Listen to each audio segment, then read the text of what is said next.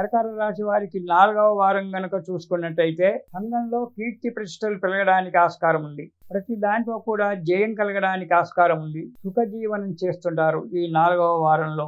ఈ నెలలో ఎలాంటి ఇబ్బందులు లేకుండా చిన్న చిన్న ఇబ్బందులు ఉంటాయి. ఆ ఇబ్బందులు కూడా పోవాలి అని చెప్పి మిథున రాశి వారు అనుకుంటే మీరు రోజు ఒకసారి విష్ణు పంజర స్తోత్రము అనేటువంటిది ఒక స్తోత్రం ఉంటుంది నారాయణమూర్తిది.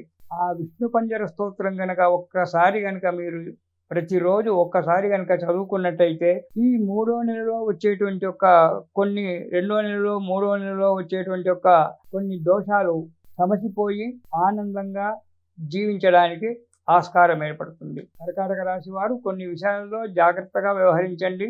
తర్వాత ప్రతిరోజు ఒకసారి విష్ణు పంజర స్తోత్రము అనేటువంటి స్తోత్రాన్ని ప్రతిరోజు ఒకసారి పారాయణం చేయండి. శుభాలను పొందండి.